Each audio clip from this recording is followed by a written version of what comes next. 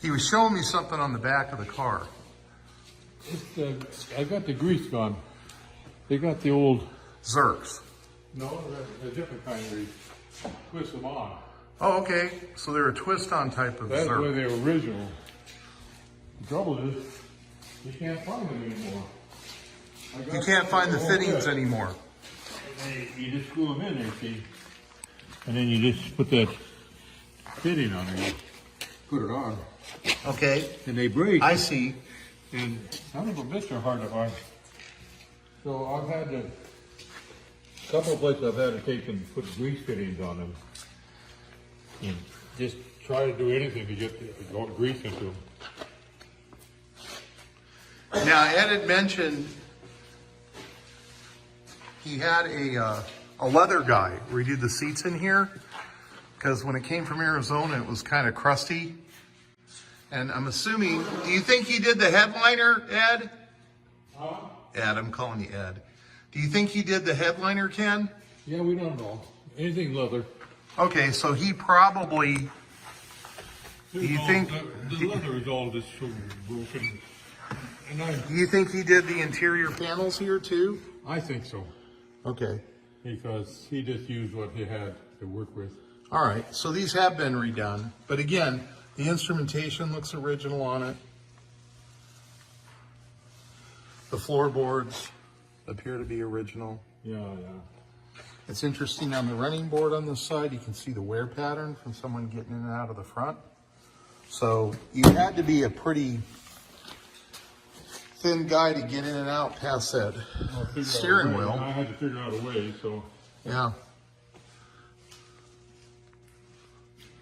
But the headlights are all brass. And we had it all polished out one time, but this, and then those little cove lights, they're brass. Yeah, those are cool features. Yeah. So that's to say, it had all brass.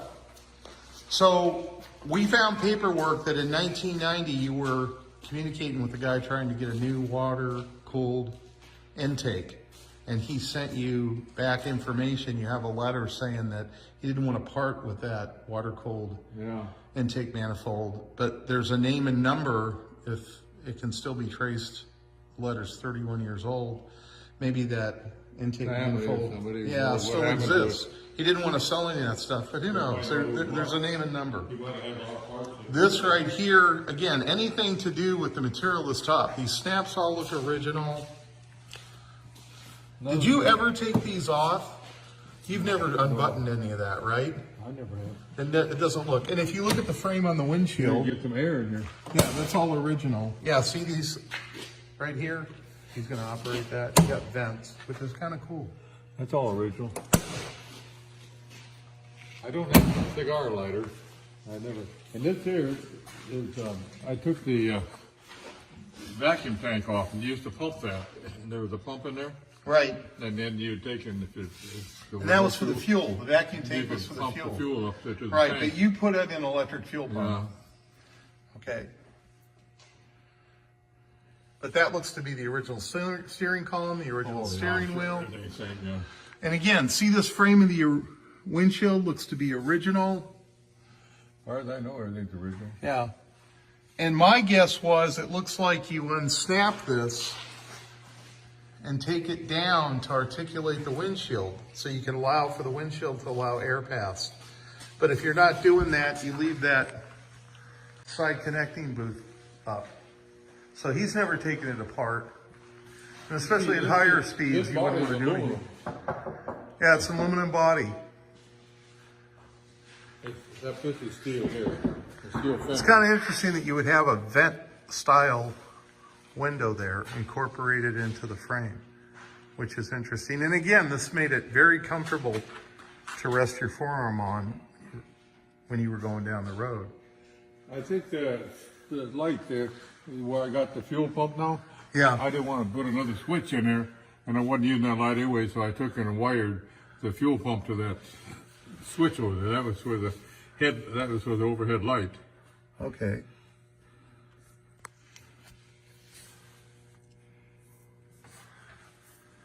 There's some stuff under the seat too. I don't know what's under here. We got stuff under the seat? Oh, bonus. I don't know what's under there. been so long since I looked at it. That's where you got all the money hid. Yeah, I never thought of that. Ah. Yeah.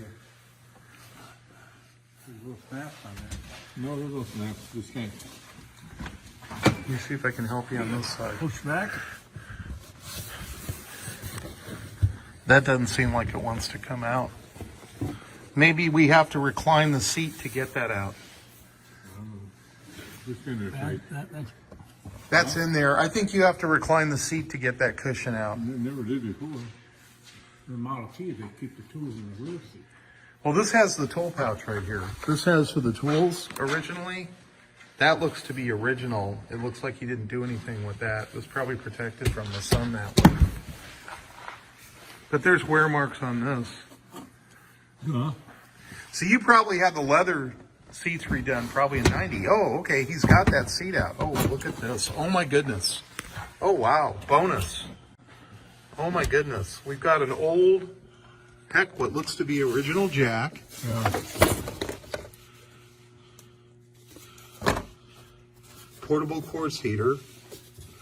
And some odds and ends over here. What do we got Here's there? for this is for the wheel. Look at that. To get the wheels off, you have to take the. Any other tools? I don't know where.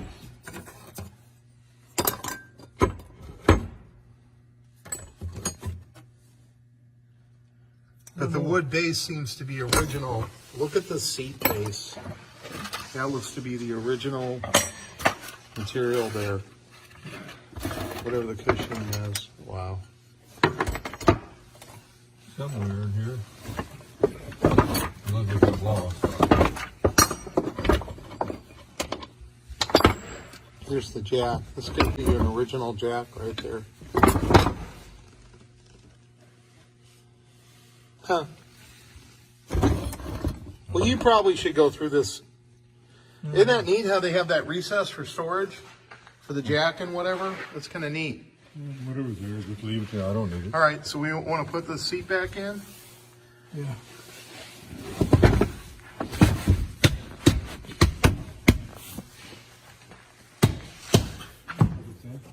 Pretty good.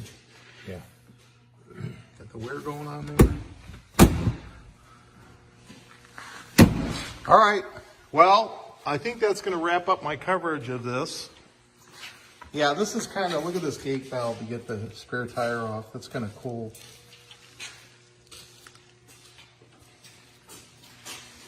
This is supposed to be a 40-gallon gas tank, and I guess maybe it is. It's a huge tank. So maybe it is a 40-gallon tank. In the newspaper article I read that he claimed that there was a 40-gallon tank. Yeah, I don't know why. And he said that on his trip in 74, that this car had a 300-mile range. So, all right. We're going to go to lunch. Hope everybody has a good weekend. I'll go look at the other cars. We're going to go look at Ed's other cars. Ed's other cars. I keep saying Ed. I got Ed on the brain. Ken's other cars. Everybody have a good weekend out there.